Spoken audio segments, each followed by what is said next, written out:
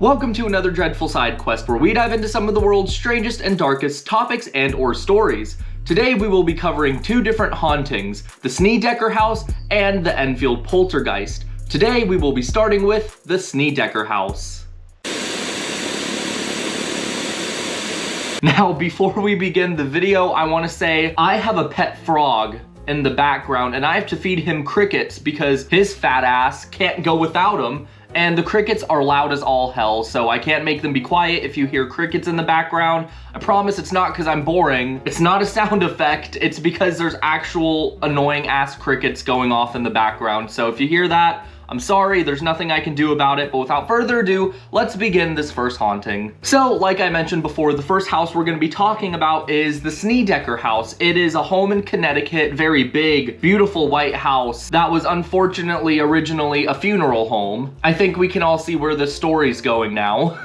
And yeah, a family moves in and stuff starts to happen. Bad stuff. This story begins with Carmen and Alan Snedeker, their 3 sons, their daughter, and 2 nieces moving into a home in Southington, Connecticut. I've always wanted to go to Connecticut, by the way. People are like, oh, it's ugly as hell, it smells bad in there. I've seen pictures of Connecticut, it doesn't look that bad. Like, why are y'all being so picky? The Snedeker son was diagnosed with Hodgkin's lymphoma, and the family made the choice to move to Connecticut to be closer to his doctor to save money. Okay, so I think that's a type of cancer, but when you think about it, doing an entire move to a new house to be closer to the doctor to save money, wouldn't the move itself cost as much as just going there and doing your treatments from the house you already live in? Wouldn't it be like the same amount of money? Hell, I dare say you'd be spending more money moving whole ass houses, but I could be wrong. Who knows? What they weren't initially aware of was that the home that they had rented was once a funeral parlor, with the tools and bloody furniture still in a room in the basement. God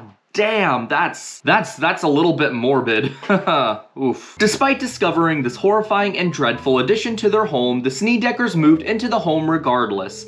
Many people believe that they chose to stay here because of the financial reasons. It was cheaper to just stay in the funeral parlor home than to find a new home to accommodate all of them at a reasonable price. Okay, alright, I see where this is going. The family's struggling with money. They move into this house to save money, but they still need money for the cancer treatment or whatever. They start saying all this bullshit that there's ghosts in our house because they moved into a funeral home. I mentioned that before, that a lot of true ghost stories revolve around a family that's financially struggling. This is another one of those. But take it as you will, I'm not gonna knock it completely just yet. You never know what this family goes through. You never know what any family experiencing a haunting goes through, so why be a dick about it? Strange happenings at the house started off fairly innocent, with the mother noticing items around the house going missing. Then the children started to talk about seeing strange people in their home, more specifically a man with long black hair. Then the eldest son had a drastic personality change that included violent outbursts. He attacked family members out of nowhere and didn't seem like himself. Doctors diagnosed him with schizophrenia, but the family was not convinced. Okay, so here's basically what happened. So the boy goes into the doctor's office, the doctor's doing his little evaluation. Are you hearing voices in your head? Yes, he was. Check. Very quick mood swings, perhaps. Check. Attacking family members due to your mentality. Check. It's literally all of the symptoms of schizophrenia, and the doctor turns to the family and he's like, well, this very clearly checks off every single box I need to determine that this is in fact schizophrenia. The mom's like, the hell it is. We live in a funeral home. It has to be the ghosts. Well, I hate to break it to you, but those ghosts ain't gonna pay for your medical bill after going to the doctor just to tell him it's not the diagnosis that you went to him to get in the first place. Over here talking about trying to save money my ass if you're going to a doctor claiming it was ghosts. Why go to the doctor in the first place if you're just gonna say it's damn ghosts? Okay, I'm done ranting now. I'm done, I promise. The family believed that the son's strange and terrifying behavior was the result of the environment and the ghosts in the home. Probably the strangest incident that the family reported was when the parents claimed that they had been assaulted and sodomized by something in the home. Oh shit, this ghost getting a little bit freaky with it. That's not good. That's a little bit different. That's a spin I didn't see and that I didn't necessarily want. But yeah, like I mentioned before, the family stayed stayed at this home regardless for 2 more years, and people made the assumption that their stories were all made up because they didn't understand why they would stay at a home where they experienced such terrible things. Okay, now while they might have been faking it for money, at the same time, if they weren't faking it and they couldn't move out, I kind of understand why, because if they were financially struggling, then how could they move out regardless of if there was paranormal activity or not? When things didn't get better in the home, the family invited a pair of paranormal investigators to assist in ridding their home of the evil inside it. Oh, God damn it, here we go. Here we fucking go. Ed and Lorraine Warren. Now, again, I very strongly believe in the paranormal. However, I feel like these guys faked a few things. I really do. There's a lot of evidence pointing towards it. So whenever these guys come up in a story, I'm like, okay, here comes the bullshit, you know? Not saying the family haunting wasn't true. Not saying that any of these family hauntings that the Warrens worked on weren't true. I'm just saying that what they would do is they'd go in there, they'd fake a little bit of their evidence and literally just ditch the family with their problems and leave. Just so they could have a little piece of evidence for the media. Ed and Lorraine Warren were a controversial pair of self-taught paranormal investigators based out of Connecticut. And if you know Ed and Lorraine Warren, you probably also know that they have a museum full of haunted shit that they collected over the years, because that's normal. And that's also based in Connecticut if you ever want to go visit there. I'm pretty sure that it's open for tours and stuff like that, so have fun paying like $60 per person for potential bullshit. It's not my problem, it ain't my money. So yeah, that's kind of when they came into the story. Now, one thing I forgot to mention that is quite terrifying is that almost every single room in this house was used for some sort of funeral preparation back when this house was still being used as a funeral home. So each and every one of these family members were sleeping in a room where either people were gutted. One of the rooms was a casket display area, which I'm pretty sure is where the 2 brothers slept together in. And I do believe it was the mom and the dad's room where they used to actually set the dead bodies up on a table and take all the fluids out and organs and stuff like that to prepare them for the funeral. Now, you might not believe that the house itself was haunted. I know there's a lot of skeptics out there. I'm okay with that. I try to see reason before paranormal as well. But the fact that the family was sleeping in all these rooms where all this shit went down with the funeral home, that alone is kind of fucked up, I'm not gonna lie. But anyway, let's move on. Once the Warrens moved in with the family, the spooky happenings slowly spread to the other family members and escalated in intensity. Carmen claimed that while mopping the floor, the water turned into blood and gave off an acrid smell reminiscing of rotting flesh. Yeah, that's when you get that Febreze and shit and just and you're good to go. Carmen said, "The mop water was blood red. I mean deep, deep red. It made my skin crawl. I started getting nervous that I was ruining the floor," Carmen said in the 2002 documentary. Oh, bullshit. Bullshit that you're mopping the floor and it turns into blood and the thing that you're so worried about is ruining the floor. To floor my ass. While unknown forces physically tormented the adults in the family, they seemed to take a deeper interest in Philip than ever before. He was one of the sons. On one occasion, Philip placed Bradley on a gurney and spun him around until the younger boy begged him to stop. He also locked his brother in a chest and walked away. That just sounds like sibling behavior. That's nothing out of the ordinary. I've done much worse to my brother. I straight up threw a jellyfish at his leg one time at the beach. And yes, it did sting him. I was a little shit back then. The worst incident came after Philip attacked his cousin Tammy and was forced to spend 45 days in a hospital, which is when the doctor went in and basically diagnosed him with schizophrenia. The Snedeker family decided it was best to send Philip to live with his relatives, and reportedly, Philip stopped hearing voices and seeing spirits after this. On September 6th, 1988, a priest performed an exorcism on the house and the family reported that the paranormal activity suddenly disappeared. Later that year, they moved out of the house and never returned, thus making an end to the supposedly true story of the haunting in Connecticut. So again, tracking back to Ed and Lorraine Warren, they didn't contribute whatsoever. They didn't even stay through the exorcism. They got allegedly too freaked out and had to leave. So you see what I mean? They kind of come in, they do their little thing, and then they just dip without even actually giving the family any positive results to their problem. They didn't give a shit. They just came in here, wanted their little money grab, their little evidence for the media, get that cash, and then they were out of there. Now, there actually is a movie about the Snedeker house if you're interested in seeing a better visual of what happened in that house. It's called A Haunting in Connecticut. It is actually a very well done movie. I enjoy that movie a lot. It's very suspenseful. There's a lot going on in that movie. It grabs your interest and it keeps it for like the entire movie. I would definitely recommend you going to watch that movie. Even if you don't believe in the paranormal, it's still a fun time. I would highly recommend it. Now, the next haunting we're going to talk about takes place in an old townhome with a spirit plaguing a family in London. We're going to be talking about the Enfield poltergeist. Now, this haunting is also based off a really, really good movie. You've probably seen it if you're watching this video, The Conjuring 2. Now, this Conjuring movie was the most accurate out of any of the Conjuring movies to what happened in the actual haunting. So if you're looking for one of the Conjuring movies that's the most accurate to what actually happened in the real story, The Conjuring 2 is definitely where you need to go. Can't stress enough how much I love that damn movie. In August 1977, the police arrived at 284 Green Street in the North London suburbs of Enfield. Peggy Hodgson, a single mother of 4, reported that her 2 young daughters, Janet, age 11, and her older sister Margaret had heard strange knocking. Okay, I'm about to go off here, and this has to do with ghost hunting YouTube channels. By no means am I saying any of these people are bad, but it goes to show how overdramatic a lot of ghost hunters can be. So a lot of times in YouTube channels, Sam and Colby, or ghost hunting shows, like Ghost Adventures, with that asshole who runs that show, I hate that man. They claim to hear all these bumps and knocks and shit like that happening throughout the video. Now, I challenge you. Next time you're in bed, you're ready to go to sleep, lay there for a little while, listen to your surroundings, and you will also probably hear creaks, knocks, thumps, bangs, whatever shit you want to call it. My house ain't that old, and I hear that shit all night long.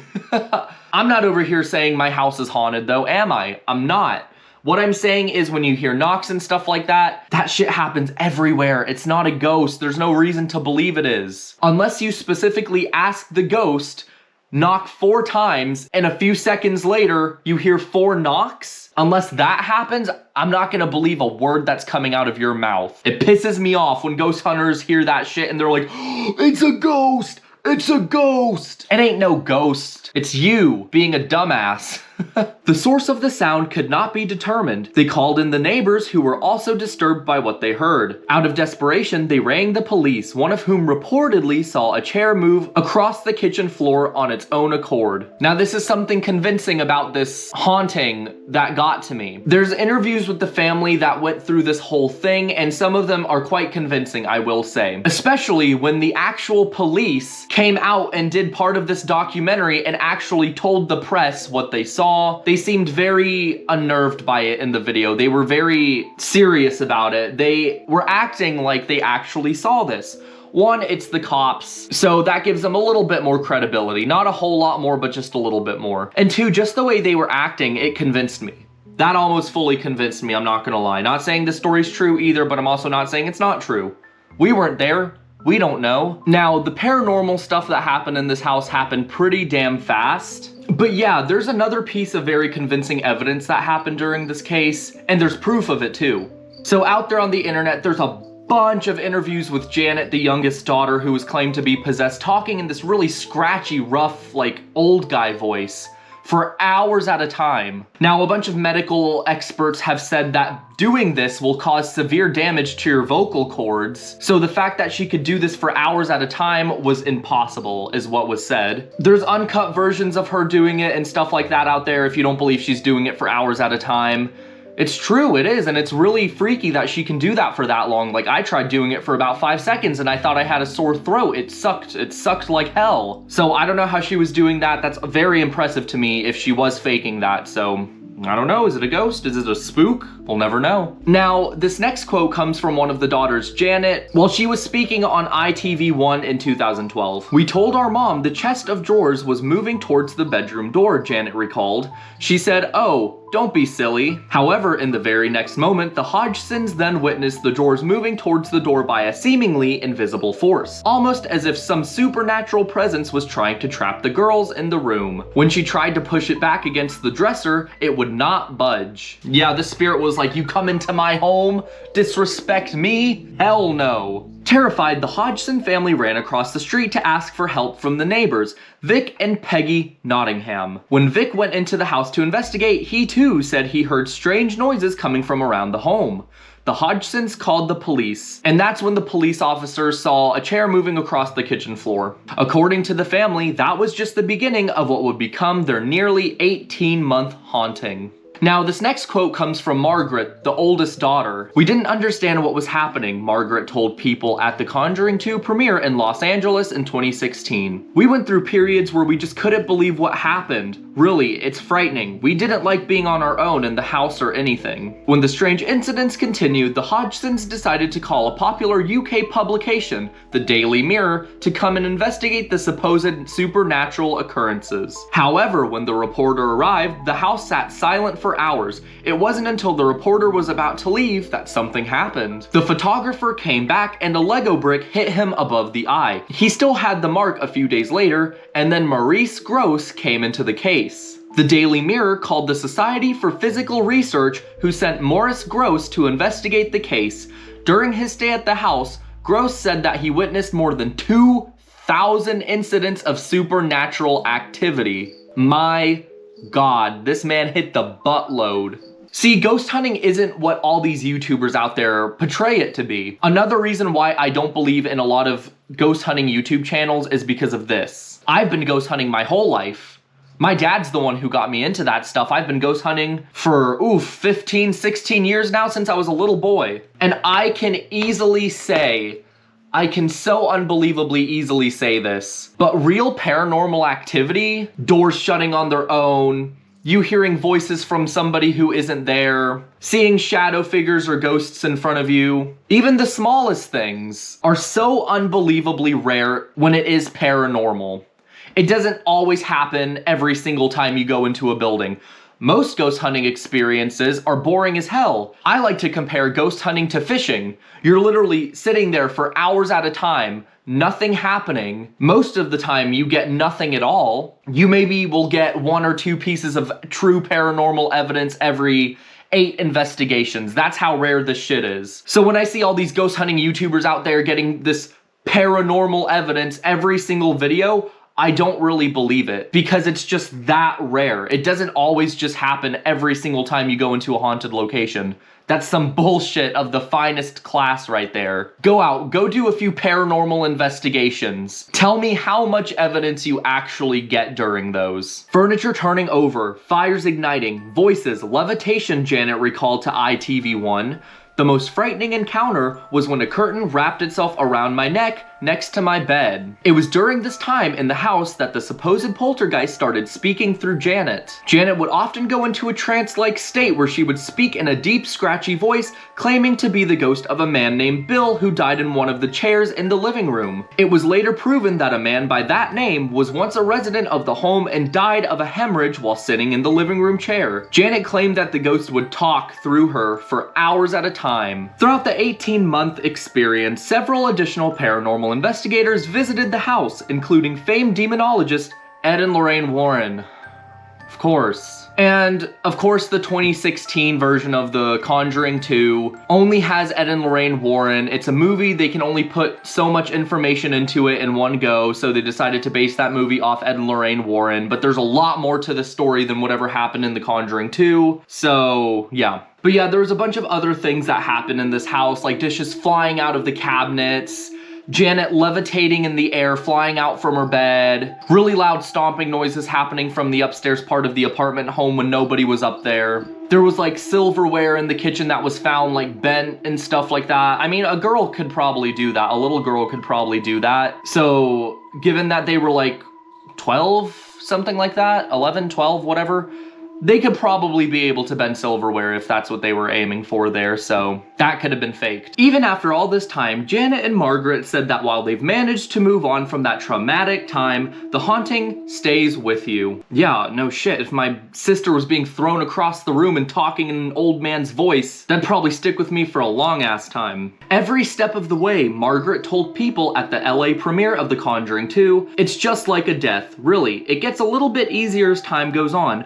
but the fear and the memories of it and what happened never leave you. I can see that. I can see that playing a big role in your brain for the rest of your life. Now, Janet speaking in that raspy voice was apparently real. Her floating around the room was real. The dishes flying out of the cabinets was apparently real. The chair sliding across the kitchen floor in front of the cops was real. However, Janet did admit that over time they started to have a little bit of fun with all the people coming in and out of their house looking for the supernatural. They did claim to fake a few events in front of Morse Gross, kind of like little pranks, just to see if he would catch them or not. He did catch them every single time. They all kind of laughed it off.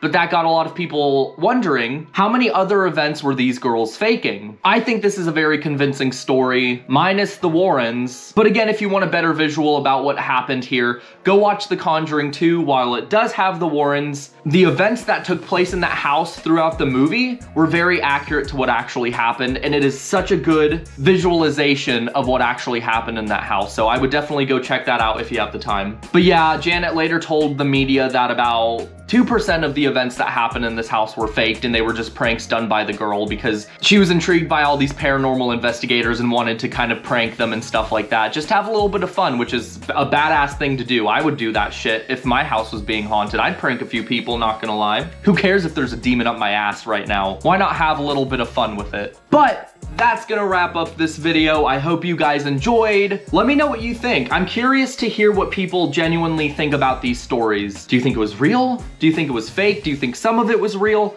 I don't know. Let me know in the comments. But like I said before, there's a bunch of really good interviews with Janet and Margaret from the Enfield poltergeist that I will put in the description of this video if you want to watch those. I think they're very good. I think they're interesting. As a paranormal enthusiast, I love them, and I think you might too, so why not check those out? But as always, feel free to hit that like button, comment something if you choose to, share it if you want to, and I will see you guys in the next video.